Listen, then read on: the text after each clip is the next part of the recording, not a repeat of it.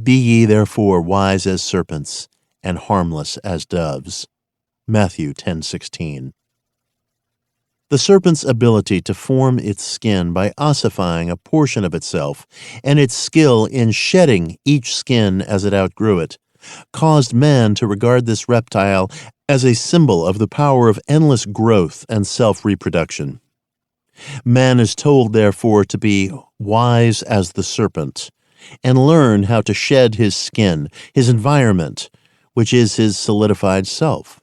Man must learn how to lose him and let him go, how to put off the old man, how to die to the old, and yet know, like the serpent, that he shall not surely die.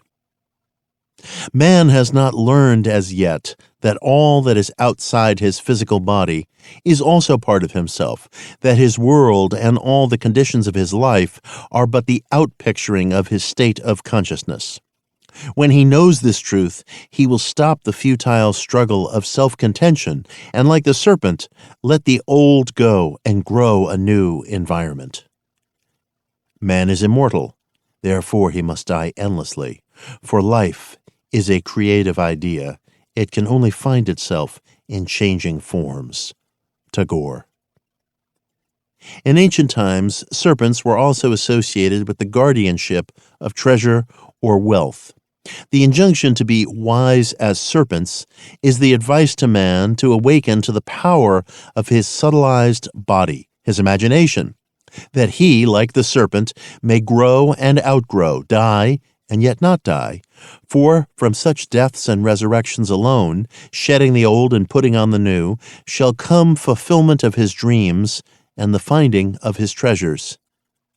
As the serpent was more subtle than any beast of the field which the Lord God had made, Genesis 3:1, even so imagination is more subtle than any creature of the heavens which the Lord God had created. Imagination is the creature that was made subject to vanity, not willingly, but by reason of him who hath subjected the same in hope. For we are saved by hope. But hope that is seen is not hope. For what a man seeth, why doth he yet hope for? But if we hope for that we see not, then do we with patience wait for it. Romans 8:20, 24, 25. Although the outer or natural man of the senses is interlocked with his environment, the inner or spiritual man of imagination is not thus interlocked. If the interlocking were complete, the charge to be wise as serpents would be in vain. Were we completely interlocked with our environment, we could not withdraw our attention from the evidence of the senses and feel ourselves into the situation of our fulfilled desire in hope that that unseen state would solidify as our new environment. But there is a natural body and there is a spiritual body. 1 Corinthians 15:44. The spiritual body of imagination is not interlocked with man's environment. The spiritual body can withdraw from the outer man of sense and environment and imagine itself to be what it wants to be. And if it remains faithful to the vision, imagination will build for man a new environment in which to live. This is what is meant by the statement, I go to prepare a place for you. And if I go and prepare a place for you, I will come again receive you unto myself, that where I am, there ye may be also. John 14:2-3. The place that is prepared for you need not be a place in space. It can be health, wealth, companionship, anything that you desire in this world. Now, how is the place prepared? You must first construct as lifelike a representation as possible of what you would see and hear and do if you were physically present and physically moving about in that place. Then, with your physical body immobilized, you must imagine that you are actually in that place and are seeing and hearing and doing all that you would see and hear and do if you were there physically. This you must do over and over again until it takes on the tones of reality. When it feels natural, the place has been prepared as the new environment for your outer or physical self. Now you may open your physical eyes and return to your former state. The place is prepared, and where you have been in imagination, there you shall be in the body also.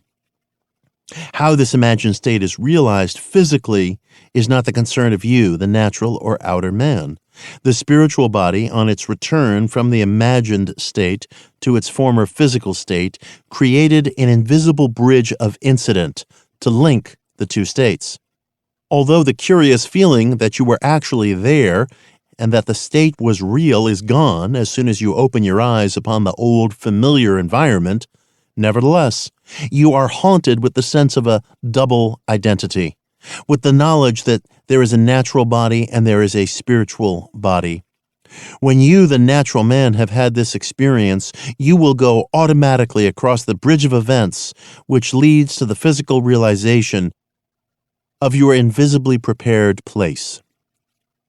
This concept that man is dual and that the inner man of imagination can dwell in future states and return to the present moment with a bridge of events to link the two clashes violently with the widely accepted view about the human personality and the cause and nature of phenomena.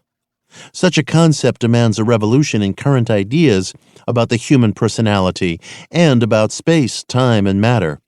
The concept that man, consciously or unconsciously, determines the conditions of life by imagining himself into these mental states leads to the conclusion that this supposedly solid world is a construction of mind, a concept which, at first, common sense rejects.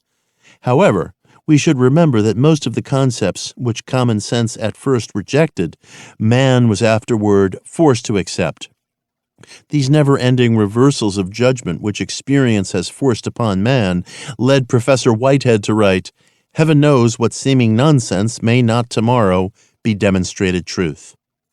The creative power in man sleeps and needs to be awakened. Awake, thou that sleepest, and arise from the dead. Ephesians 5:14. Wake from the sleep that tells you the outer world is the cause of the conditions of your life. Rise from the dead past and create a new environment.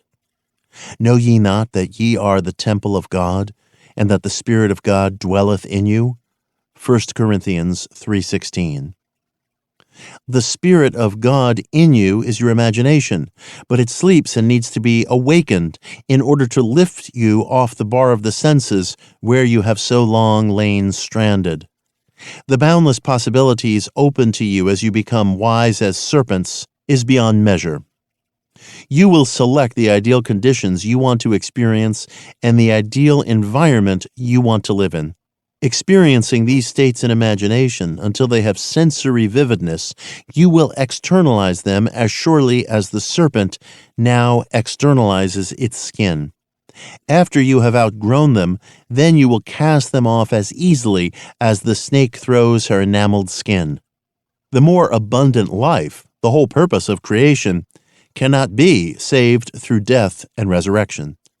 God desired form, so he became man. And it is not enough for us to recognize his spirit at work in his creation. We must see his work in form and say that it is good, even though we outgrow the form forever and ever. He leads through widening chambers of delight to where throbs rapture near an end that eye recedes, because his touch is infinite and lends a yonder to all ends. Hymn to Color, George Meredith. And I, if I be lifted up from the earth, will draw all men unto me. John 12:32. If I be lifted up from the evidence of the senses to the state of consciousness I desire to realize, and remain in that state until it feels natural, I will form the state around me, and all men will see it. But how to persuade man this is true, that imaginative life is the only living, that assuming the feeling of the wish fulfilled is the way to the more abundant life, and not the compensation of the escapist? That is the problem. to see as, through widening chambers of delight, what living in the realms of imagination means. To appreciate and enjoy the world, one must live imaginatively. One must dream and occupy his dream, then grow and outgrow the dream forever and ever. The unimaginative man who will not lose his life on one level that he may find it on a higher level is nothing but a Lot's wife, a pillar of self-satisfied salt. On the other hand, those who refuse form as being unspiritual and who reject incarnation as separate from God are ignorant of the great mystery. Great is the mystery, God was manifest in the flesh. Your life expresses one thing and one thing only, your state of consciousness. Everything is dependent upon that. As you, through the medium of imagination, assume a state of consciousness, that state begins to clothe itself in form. It solidifies around you as the serpent's skin ossifies around it. But you must be faithful to the state. You must not go from state to state, but rather wait patiently in the one invisible state until it takes on form and becomes an objective fact. Patience is necessary, but patience will be easy after your first success in shedding the old and growing the new. For we are able to wait according as we have been rewarded by understanding in the past. Understanding is the secret of patience. What natural joy and spontaneous delight lie in seeing the world not with, but as Blake says, through the eye. Imagine that you are seeing what you want to see, and remain faithful to your vision. Your imagination will make for itself a corresponding form in which to live. All things are made by imagination's power. Nothing begins except in the imagination of man. From within out is the law of the universe. As within, so without. Man turns outward in his search for truth, but the essential thing is to look within. Truth is within ourselves. It takes no rise from outward things, whate'er you may believe. There is an inmost center in us all, where truth abides in fullness, and to know rather consists in opening out a way whence the imprisoned splendor may escape, than in effecting entry for a light supposed to be without. Browning, Paracelsus. Ye are gods, and all of you are children of the Most High. Psalms 82:6. Be ye therefore wise as serpents, and harmless as doves. Matthew 10:16.